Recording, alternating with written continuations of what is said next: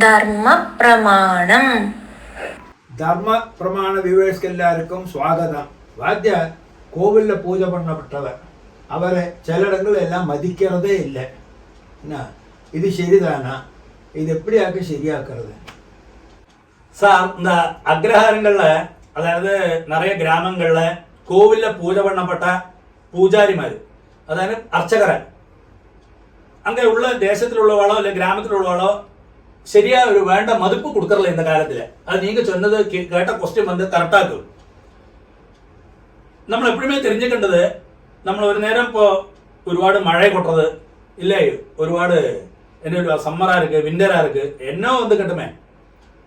ஒரு நேரம் நம்ம ஒரு மணிக்கூர் அதிகமாக தூங்குறோம், இல்லை ஒரு நாளைக்கு வேலைக்கு போகிறோம், ஒரு இடத்துல வேலை வேண்டா வைக்கிறோம், இப்படியெல்லாம் பல காரியங்கள் இருக்குது. ஒரு லீவ் எடுக்கிறோம், அதில் உட்காந்துருக்கோம். ஆனால் கோவிலில் பூஜை பண்ணப்பட்டவன் ഏറ്റവും ശ്രേഷ്ഠമാനതെന്ന് ധർമ്മശാസ്ത്രത്തിലേ சொல்கிறார். அவளை மாதிரி ശ്രേഷ്ഠமான ഒരു കർമ്മ பண்ணுற ഒരാളും ഭൂമിയിൽ ഇല്ലേന്ന് അർത്ഥം.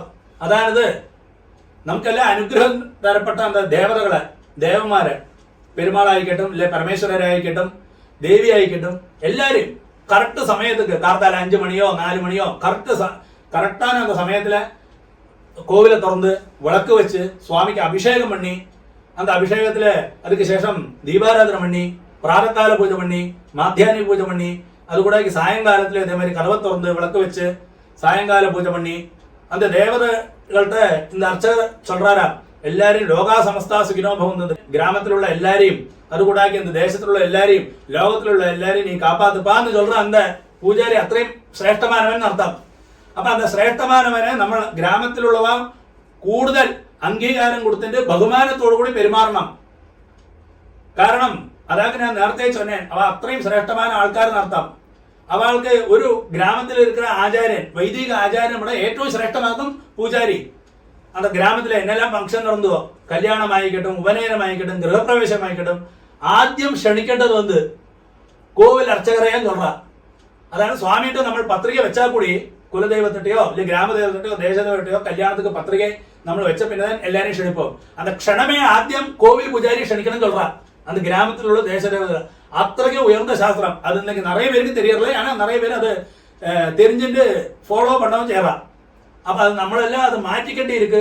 അവൾക്ക് നല്ല என்னருவா, அவ நித்தியവും வந்து அந்த மழையானாலும் வெயிலானாலும் என்ன தியாகங்களை சகிச்சுட்டு ஒரு கோவில் பூஜாரி சொல்றது, அந்த விக்கிரகம் இருக்கு, அந்த விளக்கெரிஞ்சிருக்கும் அந்த கர்ப்ப கிரகத்துக்குள்ள ഒരുപാട് നേരം അവൾക്ക് ഉட்கார പറ്റാது. നമുക്ക് ആരാ പോനാ ഉட்கார പറ്റാது. അവ അത്രയും നേരം ഉட்காந்து അടുപ്പം കിട്ട നിന്ന് அந்த நெய்வேத்தியத்தை பண்ணி, சுவாமிக்கு நெய்வேத்தியம் பண்ணி, கிராமத்தில் எல்லாரும் நன்னா இருக்கணும்னு சொல்லி செய்ய, இப்படியெல்லாம் செய்யறா. അപ്പൊ അത്രത്തോളം അവ ഉയർന്ന പദവിയിൽ ഇരിക്കേണ്ടവാളാകും.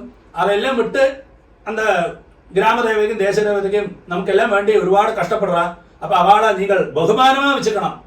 അവളാക്കും ഏറ്റവും ഉയർന്ന പൊസിഷനിലുള്ളവ കോവിൽ പൂജാരികളാക്കും, അർച്ചകരാക്കും. അവ ഏറ്റവും പൊസിഷനിലുള്ളവ. കാരണം ദൈവത്തോട് அந்த கிராமദേവதை நம்ம கோவிலுக்கு போறோமே, எதுக்கு போறோம்? நமக்கு இந்த சௌபாகியங்களும் ஐஸ்வர்யங்களும் கிடைக்கணும்னு சொல்லிட்டு. அப்ப அது வாங்கி தரணும்னு சொன்னா அதோட பிரதிநிதியாக்கும், அந்த சுவாமியோட பிரதிநிதியாக்கும் அந்த அர்ச்சகர் பூஜாரி. அப்ப அவளை சந்தோஷப்படுத்தினா மாத்திரம்தான் நமக்கு பகவான் அனுகிரகம் பண்ணுவான்னு சாஸ்திரம் சொல்றது. അല്ലെങ്കിൽ അവളെ കേവലമാ വിചാരിച്ചിട്ട് എന്നോ പൂജ പண்றான், എന്നத்தைയോ കാട്ടാൻ அப்படி ഒന്നും ചൊല്ലവേ പാങ്ങില്ലേ. അവൻ ചിന്ന വിളക്ക് വെച്ച് അഭിഷേകം பண்ணா കൂടി അവൻ താൻ ഏറ്റവും വലിയവൻ. ഞാൻ ചൊല്ലേനെ ഗ്രാമ അർച്ചകർ, അതായത് ഗ്രാമ അർച്ചകർ അത്രയും ഉയർന്ന പദവി മാത്രമല്ല, ഒരു ഗ്രാമത്തിലുള്ള ആചാര്യൻ, വൈദികം മണ്ണപ്പെട്ടവനെ നമ്മുടെ ഏറ്റവും ശ്രേഷ്ഠനാക്കും இந்த പൂജാരി എന്നർത്ഥം. അപ്പൊ അവൾക്കുള്ള അംഗീകാരവും ബഹുമാനം എല്ലാം കൊടുത്തുതാൻ നമ്മൾ இந்த കാലത്തിലെ നിയമങ്ങളെല്ലാം പാലിക്കേണ്ടത്. അവൾക്ക് എല്ലാ ബഹുമാനവും കൊടുക്കണം. അതുതാൻ ശാസ്ത്രവും ചൊല്ലുന്നത്, അതുതാൻ വിധിയും.